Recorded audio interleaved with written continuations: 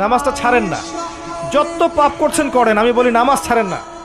ইনশাল্লাহ একদিন নামাজই আপনাকে পাপ থেকে বের করে আনবে ইনশাআল্লাহ। আর শয়তান আপনাকে হতাশ করতে চাইবে, শয়তান আপনাকে হতাশ করতে চাইবে যে তুই তো গার্লফ্রেন্ডের সাথে কথা বললি, রাতের বেলা পর্ন দেখলি, তুই তো ফ্রি মিক্সিংয়ে আছিস, তুই মাদকদ্রব্য খাচ্ছিস, তুই কাজে ফাঁকি মারিস, তুই ট্যাক্স আদায় করিস নাই, দুর্নীতি করছিস, তুই আবার নামাজ পড়বি কেন? শয়তান আপনাকে এগুলো বোঝাবে কিন্তু যে নামাজ তো আমার শোভা পায় না, আমি তো অনেক পাপী মানুষ। এই ধোকায় পা দিবেন না। আপনি নামাজ কন্টিনিউ করতে থাকেন, ইনশাল্লাহ আল্লাহ পাক আপনাকে পাপ থেকে বের করে আনবেন ইনশাল্লাহ।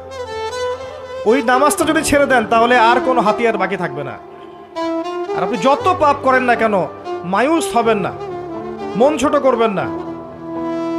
আপনার একটা সেজদা, যে সেজদা আপনি চোখের পানি ঢেলে দিয়েছেন আল্লাহর কাছে যে আল্লাহ আমার ভুলগুলো তুমি মাফ করে দাও, আমার তওবা তুমি কবুল করো, ইনশাল্লাহ দেখবেন ওই একটা সেজদা যদি কবুল হয়ে যায় আল্লাহ পাক আপনার সব গুনাহ মাফ করে দিবেন ইনশাল্লাহ। হতাশ হবেন না। শয়তান হতাশ করতে চাইবে মানুষকে, শয়তান মানুষকে হতাশ করতে চাইবে। এমনকি আপনার যদি পাহাড়ের পরিমাণ ঋণ থাকে, ওই ঋণ শোধ করার ব্যবস্থা আল্লাহ পাক করে দিবেন ইনশাআল্লাহ তাআলা। হতাশ হবেন না, নামাজ ছাড়েন না। আর আমি একটা কথা বারবার বলেছি, আবারও বলছি যে চলমান যে 3G 4G নামাজগুলো চলছে এগুলো থেকে নিজেকে দূরে রাখুন। সব এখন ডিজিটাল, নামাজও ডিজিটাল। দেখা যায় যে 5 মিনিটের মধ্যে 4 রাকাত নামাজ শেষ মাশাআল্লাহ। ইমাম সাহেব যদি 10 মিনিট পড়ায় দেয় তাহলে তো তার চাকরি নট। বোঝেন না? এত তারা, আমার সময় নাই, আমরা ব্যস্ত মানুষ, এত সময় লাগে নামাজ পড়তে? ইমাম সাহেবকে বলছে, কমিটি ইমাম সাহেবকে চার্জ করছে, অথচ ইমামের উচিত তাদেরকে চার্জ করা। উল্টে গেছে এখন আর কি।